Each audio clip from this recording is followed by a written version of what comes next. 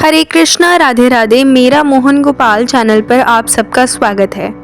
श्रीधाम वृंदावन रहस्यों से भरपूर है। वृंदावन का हर एक मंदिर में बहुत से रहस्य छुपे हुए हैं। तो आज हम आपको श्रीधाम वृंदावन के एक मंदिर जिसको बहुत कम लोग जानते हैं और ये पुरातन मंदिर है, उनके बारे में बहुत अनसुलझे रहस्य बताएंगे। इस मंदिर का नाम है पागल बाबा मंदिर। जी हाँ, इस मंदिर का नाम है पागल बाबा मंदिर। आखिरकार इस मंदिर का नाम ऐसा क्यों है, इसके पीछे का क्या रहस्य है, ये मंदिर कहाँ है, वो सब आपको हमारी वीडियो में देखने को मिलेगा। तब तक के लिए हमारे चैनल को लाइक, शेयर और सब्सक्राइब करना ना भूलें।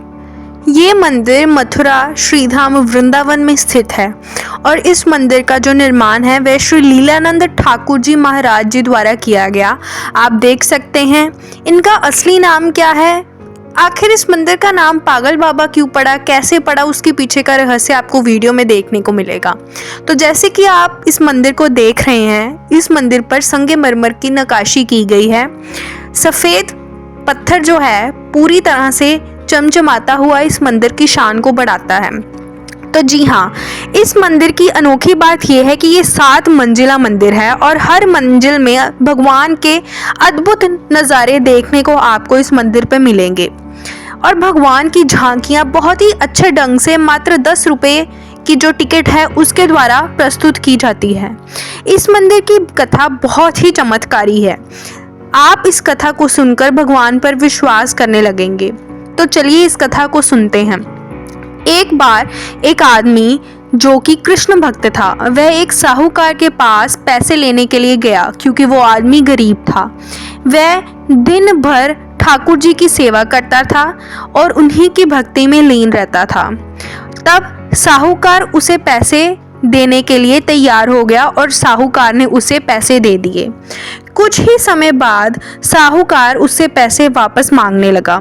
उस गरीब इंसान के पास इतने पैसे नहीं थे, पर फिर भी उसने अपनी मेहनत कर साहूकार के जो पैसे थे वह वापस कर दिए।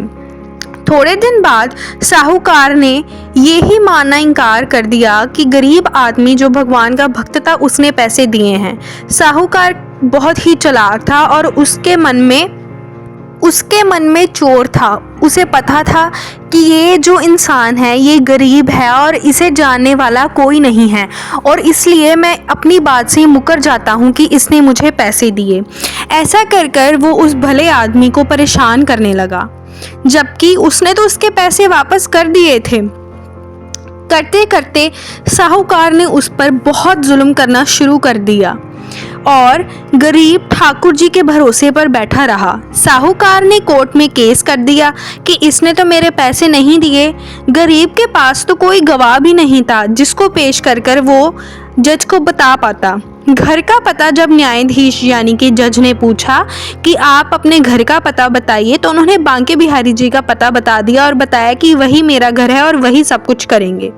जब पेशी की बारी आई तो कोई व्यक्ति न्यायाधीश यानी कि जज साहब के सामने आकर कहने लगा कि गरीब व्यक्ति ने मेरे सामने साहूकार को पैसे दिए थे। जो साहूकार है वह गलत इंसान है और वह आपको झूठ बोल रहा है, वो बहुत ही चालाक है। ऐसी बात सुनकर साहूकार के तो जैसे होश ही उड़ गए हों। साहूकार तो देखकर हैरान हो गया कि उस भले गरीब आदमी ने तो किसी के सामने मुझे पैसे नहीं दिए थे और ये तो कोई जानता ही नहीं था कि मैंने उसको पैसे दिए हैं और उसने मुझे उसके लिए पैसे दे चुका है। ये तो कोई नहीं जानता था। तो फिर ये इंसान कौन है जो आकर बोल रहा है कि उस इंसान ने, उस भले आदमी ने मेरे सामने पैसे दिए। उसके तो होश ही उड़ गए कि ये सब क्या हो गया। और जो बेचारा भला इंसान था वो भगवान के भरोसे बैठकर कहता रहा कि हे प्रभु, मुझे आप पर पूरा विश्वास है। हमारी ज़िंदगी में आप जो भी करोगे वो सही करोगे और मुझे आप पर पूरा विश्वास है। आपकी जैसी कृपा होगी अब वैसे ही हम चलने देंगे। मैं बेसहारा नहीं हूँ, मैं सहारा हूँ, क्योंकि हमारे पास बांके बिहारी जी का साथ है।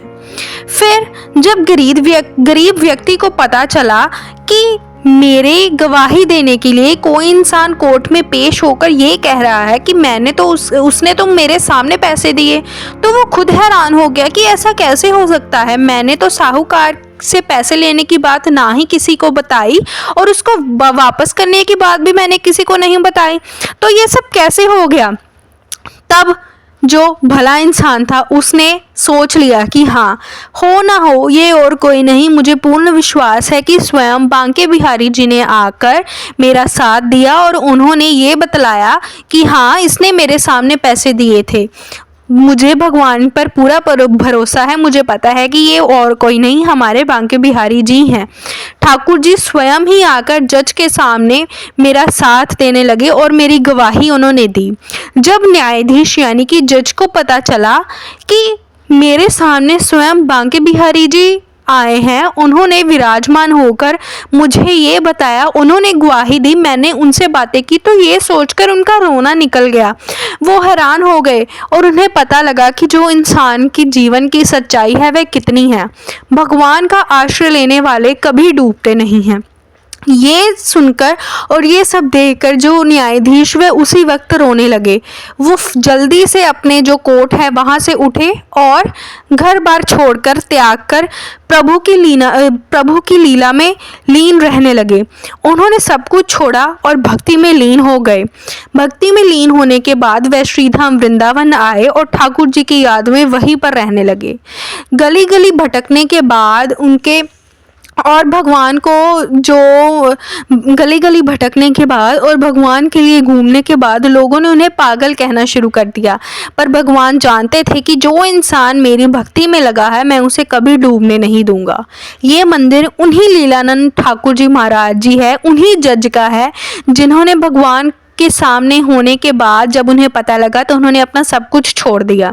इस मंदिर का निर्माण पागल बाबा जी द्वारा यानी कि लीलानंद ठाकुर जी महाराज जी द्वारा किया गया और उन्हीं को पागल बाबा मंदिर कहा जाता है।